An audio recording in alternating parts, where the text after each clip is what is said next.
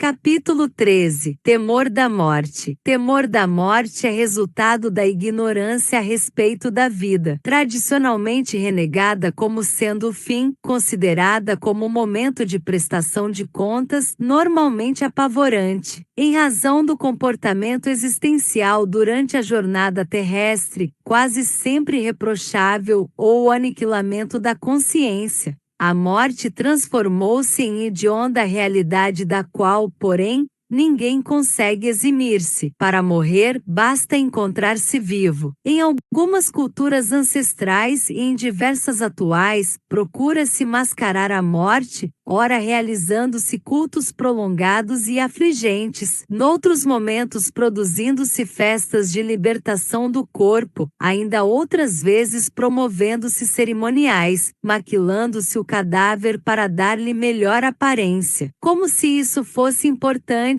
com o objetivo de diminuir-se a dor do seu enfrentamento. Quando se tem consciência do significado real da morte, na condição de passaporte para a vida, a alegria da imortalidade substitui a angústia do eterno adeus, ou da promessa do juízo final, ou ainda a respeito de nunca mais. Se o corpo pudesse prolongar a sua permanência na terra, como agradaria a alguns aficionados da ilusão, mas apenas temporariamente, como isso seria terrível para os portadores de enfermidades degenerativas, de distúrbios psicóticos profundos, de deformidades congênitas, de paralisias, de transtornos psicológicos destrutivos, da miséria social e econômica, das expiações em geral. Para quem se compraz na fantasia da ignorância, pretendendo manter a eterna juventude, desfrutar dos esgotantes prazeres,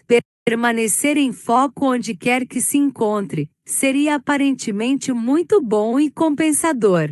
No entanto, tudo que se faz repetitivo num contínuo demorado corre o risco de tornar-se tedioso, de produzir a vazio existencial por falta de significado psicológico. A divindade, ao estabelecer os limites orgânicos, em razão das energias que vitalizam a matéria, proporciona tempo e oportunidade necessários para o desenvolvimento ético-moral e espiritual do espírito humano. Mediante as existências sucessivas, adquirem-se os valores inalienáveis para a conquista do bem-estar, da harmonia, da individuação, com a sua constituição imortal.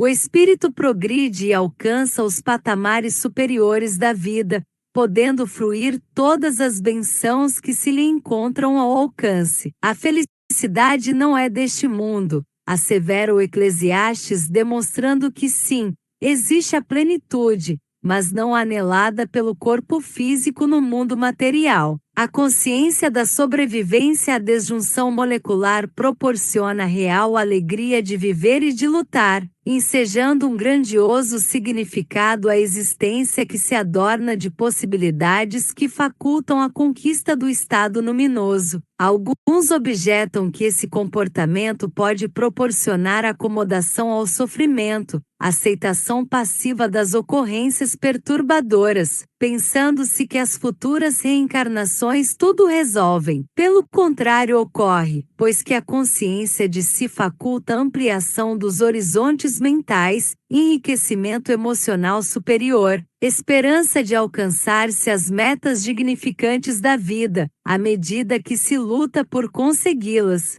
Morre-se a cada instante, em razão das contínuas transformações que ocorrem no organismo. Centenas de milhões de células decompõem-se e morrem em minutos, ensejando o surgimento de outras tantas, até o momento quando a energia vital em deperecimento resultante do desgaste diminui e consome-se, ensejando a morte de todo o organismo. Em uma lúcida comparação, toda vez quando o sono fisiológico toma o organismo e obscurece a consciência, defronta-se uma forma de morte, sem grave variação a respeito daquela que encerra o ciclo terrestre. O medo da morte, de alguma forma, é atávico procedente da caverna, quando o fenômeno biológico sucedia e o homem primitivo não o entendia. desconhecendo a razão da sua ocorrência. Do desconhecido sucesso às informações que foram sendo recolhidas ao longo dos milênios, os mitos e arquétipos remotos encarregam-se de criar funestos conceitos ao seu respeito. Nada obstante, nesse mesmo período ocorreram as memoráveis comunicações espirituais cujas informações são encontradas em algumas escritas rupestres.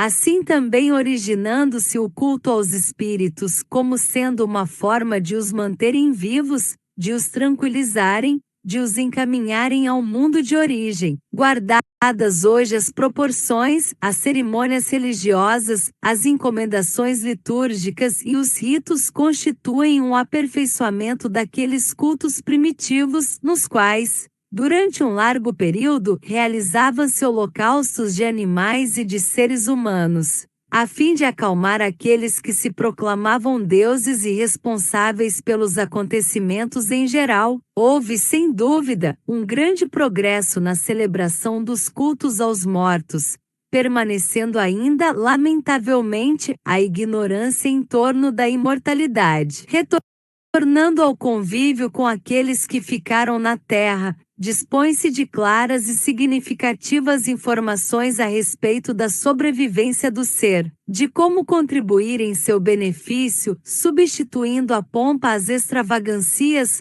muito do agrado da insensatez, pelas orações ungidas de amor e de respeito pela sua memória, recordando-os com carinho, trabalhando-se em benefício do próximo, em homenagem ao que representam na afetividade. A reverência ao corpo fixou-se de tal maneira no comportamento humano que a arte utilizou-se desse fenômeno para preservar o carinho dos que permaneceram no mundo, afinal por pouco tempo, porque também foram convocados a seguir para o além por intermédio dos monumentos colossais, dos mausoléus ricamente decorados, das capelas revestidas de mosaicos e de mármores de altos preços.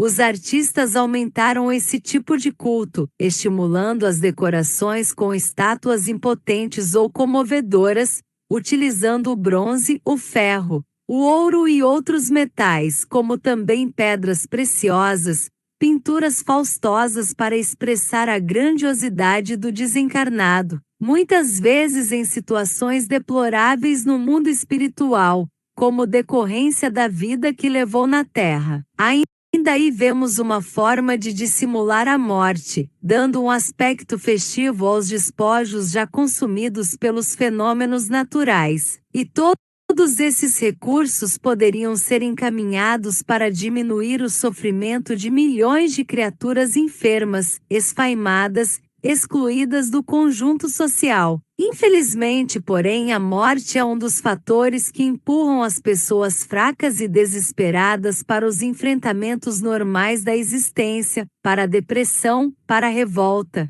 para a violência. Ninguém conseguirá driblar a morte por mais que o intente. Pensa com frequência e tranquilidade na tua desencarnação. Considera que o momento, por mais distante se te apresente, chegará fatalmente. Recorda os teus desencarnados com carinho, envolvendo-os em ternura e orações. Fala-lhes mentalmente a respeito da realidade na qual se encontram e de como se devem comportar, procurando o apoio dos seus guias e a proteção do Senhor da vida. Morrendo e retornando logo depois, Jesus cantou o hino da imortalidade gloriosa que culmina a sua trajetória na terra de maneira insuperável. Conclusão: o temor da morte é resultado da ignorância a respeito da vida. Quando se tem consciência do significado real da morte, na condição de passaporte para a vida, a alegria da imortalidade substitui a angústia do eterno Deus.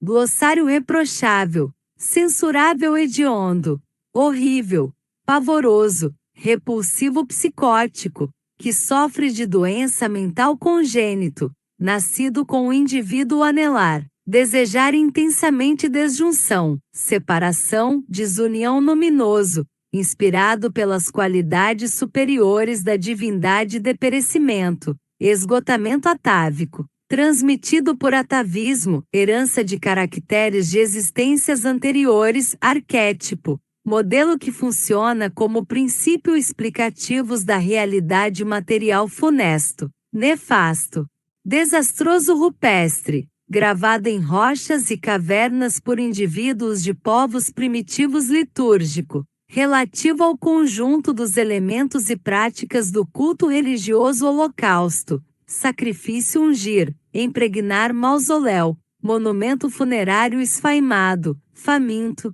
esfomeado.